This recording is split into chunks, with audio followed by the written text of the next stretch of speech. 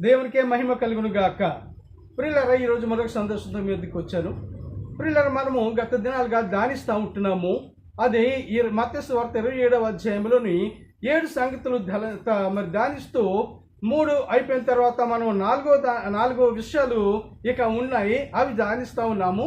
నిన్నటి దినాన్న 52, 53 కూడా ధ్యానించాము. ఇంకా దాని సబ్జెక్ట్ మిగిలింది కనుక నేను చెప్తా ఉంటున్నాను. అదేంటంటే మరి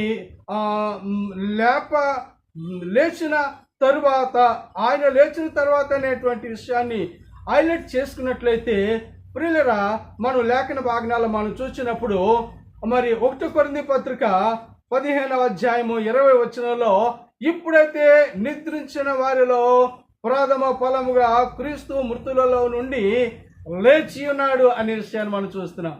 ప్రియులు, ఎంత గొప్ప సంగతిని దేవుడు తెలియచేస్తూ ఉంటున్నాడు. ఎందుకంటే ఈ విషయంలో కొన్ని విషయాలు మీకు తెలియచేస్తూ ఉంటున్నాను. అంతేకాదు 1 కొరింథీ పత్రిక 15వ అధ్యాయము 4వ వచనం కూడా చూసినట్లయితే, లేఖనముల ప్రకారము ఆయన 3వ దినమున లేపబడెను అనే విషయాన్ని మనము చూస్తూ ఉంటున్నాము. కనుక ప్రియులరా, యేసు క్రీస్తు ప్రభువారు తన యొక్క మరి అద్భుతమైనటువంటి సంకల్పం, తాను పునరుత్థానమే ఒక అద్భుతమైనటువంటి సంకల్పంగా మనం చూస్తూ ఉంటున్నాం.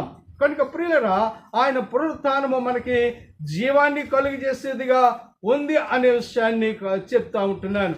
కనుక ప్రియులరా, మనం ఇంకా చూసినట్లయితే మత్తయి సువార్త 28వ అధ్యాయము 6వ వచనము ఆయన అంటున్నాడు, తాను చెప్పినట్లే ఆయన లేచి ఉన్నాడు. ఎంత గొప్ప సంగతి అండి! ఈ విషయాన్ని కూడా ముందు మనం ధ్యానించామంటే, నేను లేపబడుట అనేటువంటి విషయాన్ని బట్టి, ఆయన లేచి ఉన్నాడు అనే విషయాన్ని బట్టి తెలియచేస్తా ఉంటున్నాను. అంతేకాదు లూకాసు 24వ అధ్యాయం 6వ వచనములో, సజీవుడైన వారిని మీరెందుకు మృతులలో వెతుకుచున్నారు, ఆయన ఇక్కడ లేడు, లేచి ఉన్నాడు అంటున్నాడు. కనుక ప్రియులరా, అద్భుతమైన లేఖనాల ద్వారా, బైబిల్ని అడిగితే లేఖనం ద్వారానే లేఖనము సమాధానము తెలియచేస్తూ ఉంటుంది.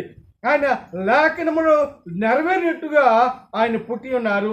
లేఖనములు నెరవేరినట్లుగా ఆయన మరణించారు.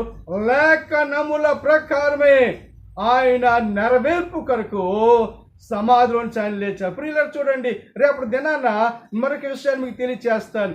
దానియేలు చూసినటువంటి మృతుల పునరుద్ధానం మీకు చూపిస్తాను. ప్రియులారా, ఇప్పటిదాకా మనం ఏం చేస్తామంటే మృతుల మొదటి పునరుద్ధానాన్ని మనము ధ్యానించాము. సబ్జెక్ట్ అవ్వలేదు.